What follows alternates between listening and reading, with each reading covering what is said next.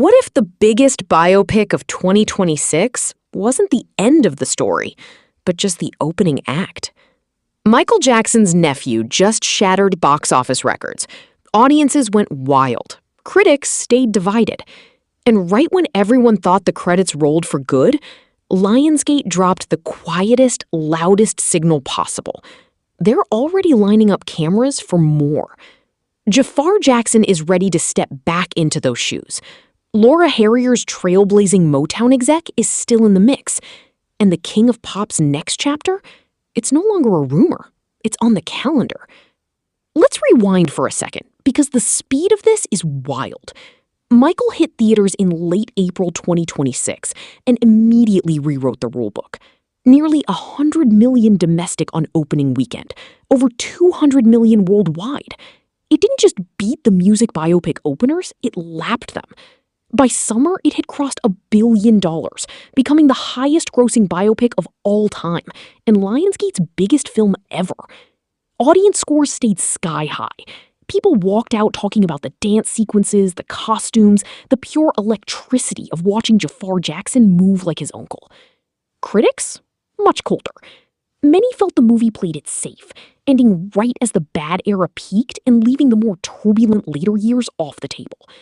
That gap between popcorn meters and tomato meters became the story almost as much as the box office itself. Here's the key. The film never pretended to be the full life story. Southside, at the time, it felt like a wink. Lionsgate's film chair Adam Fogelson has been unusually open about what comes next. Conversations about a second film started almost immediately. Production is being targeted for late this year or early 2027. A release window is already being floated for late 2027 or the first half of 2028. They're not waiting for the usual multi-year cooldown. When a movie becomes a billion-dollar cultural event this fast, studios move while the heat is still high. Jaafar has been clear he wants back in. He said the first film was about the roots, who Michael was before the myth fully took over. The sequel, in his view, is the chance to keep going, and specifically to explore the later years from Michael's own perspective. That includes the period when the allegations began.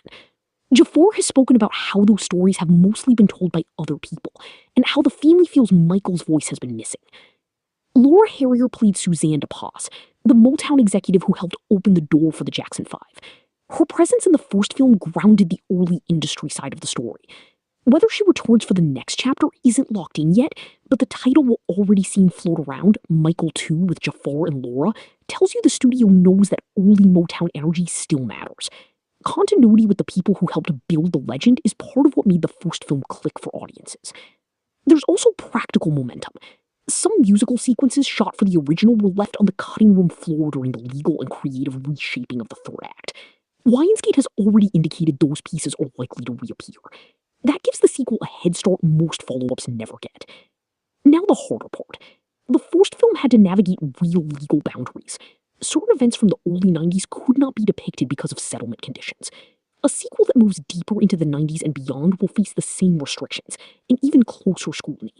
Balancing the music, the spectacle, the personal life, and the controversies without turning the movie into either pure celebration or pure indictment is gonna be the tightrope walk.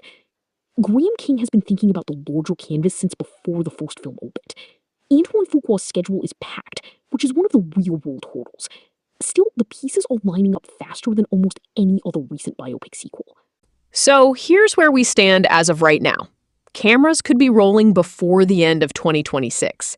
Jaafar is game, the studio is committed, the audience that turned Michael into a billion-dollar event is still out there, and the next chapter has the potential to go darker, deeper, and more complicated than the first. Exactly the risk a story this big has to take if it wants to feel complete.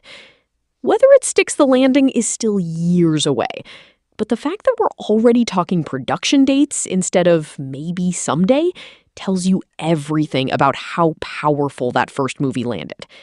The story isn't finished, and for once, Hollywood isn't pretending it is. That's the update. The King of Pop's next act is already in motion. What do you think? Should the sequel go all the way into the later years, or keep the focus on the music? Drop it in the comments. This is FILMI Fox. See you on the next one.